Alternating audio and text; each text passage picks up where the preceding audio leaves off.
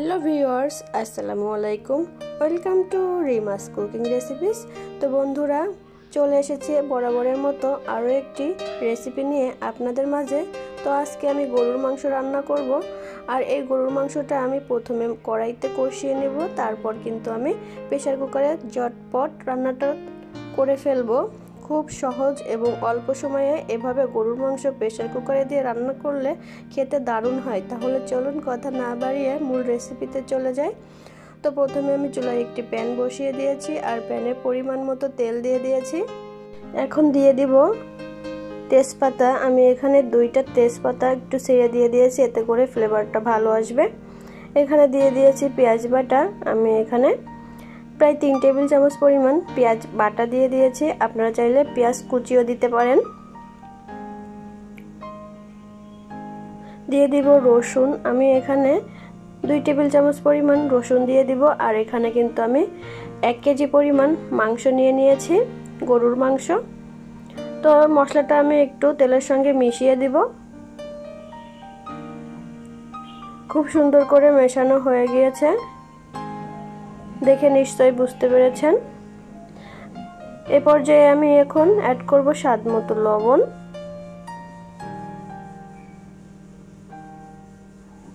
দিয়ে দিব হলুদের গুঁড়া। আমি এখন 2 চা চামচ পরিমাণ হলুদের গুঁড়া দিয়ে দিয়েছি। আর দিয়ে দিব মরিচের গুঁড়া। আমি এখানে শুকনো মরিচের গুঁড়া দিয়ে দিয়েছি 4 চা চামচ পরিমাণ। আপনারা আপনাদের স্বাদ অনুযায়ী দিয়ে নেবেন, যে যেমনটা ঝাল খেতে পছন্দ করেন ঠিক তেমনটাই দিয়ে নিলেই হবে। এখন সব মশলাগুলো আমি খুব ভালো মতো কষিয়ে নেব। আর এখানে কিন্তু আমি আদা বাটাটাও অ্যাড করে দিয়েছি, হয়তো স্কিপ হয়ে গিয়েছে। এখন খুব সুন্দর করে আমি অল্প অল্প পানি দিয়ে মশলাটা কষিয়ে নিব। আর মশলাটা যত ভালো কষানো হবে রান্নার টেস্টটা কিন্তু তত ভালো আসবে। মশলার কাঁচা গন্ধ থেকে গেলে কিন্তু মাংসটা খেতে ভালো লাগে না। তো মশলাটা কষিয়ে নিয়েছি। এ পর্যায়ে কিন্তু কেটে ধুয়ে রাখা গরুর মাংসগুলো আমি দিয়ে দিব। খুব ভালো করে এবার আমি মাংসটা মশলার সঙ্গে মিশিয়ে নিব নেড়েচেড়ে। তো এভাবে কিন্তু মশলার সঙ্গে মাংসটা খুব সুন্দর করে মিশিয়ে দিতে হবে। আর এ পর্যায়ে কিন্তু আমি মিশিয়ে দেওয়া হয়ে গিয়েছে। এখন ঢাকনা দিয়ে ঢেকে মিডিয়াম আঁচে এটা রান্না করব, অর্থাৎ কষাবো। এতে করে কিন্তু খুব সুন্দরভাবে মাংসটা কষানো হবে। দেখুন মাংস থেকে পানি বের হয়ে এসেছে। আর এই পানিটা দিয়েই কিন্তু মাংসটা কষানো হয়ে যাবে। যেহেতু আমরা প্রেসার কুকারে রান্নাটা করব, সেক্ষেত্রে এখানে পানি আলাদা করে দেওয়ার কোনো প্রয়োজন নেই।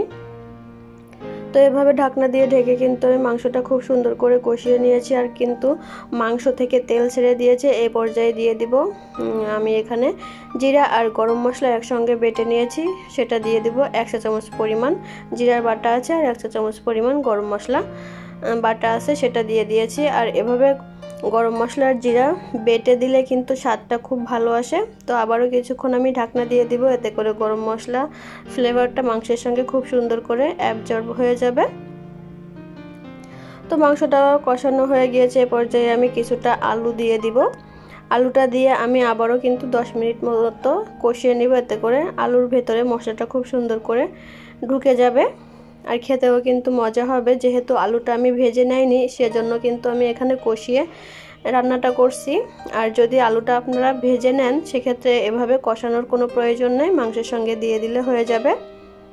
তো মাংসর সঙ্গে কিন্তু আলুটা খুব সুন্দর করে আমি কষিয়ে নিয়েছি, দেখে নিশ্চয়ই বুঝতে পারছেন। এ পর্যায়ে কিন্তু আমি প্রেসার কুকারে এটা ট্রান্সফার করে নেব।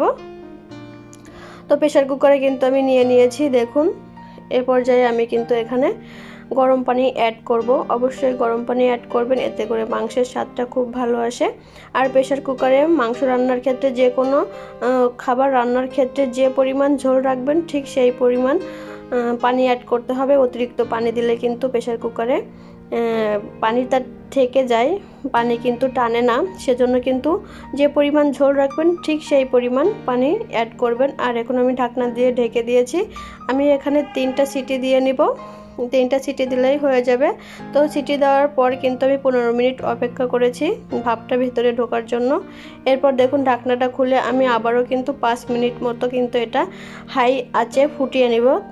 এতে করে কিন্তু মাংসের স্বাদটা খুব ভালো আসবে, যেহেতু প্রেসার কুকারে রান্না করলে কিন্তু পানসে একটা ভাব থাকে, আর এভাবে ফুটিয়ে নিলে কিন্তু সেই পানসে ভাবটা চলে যায়।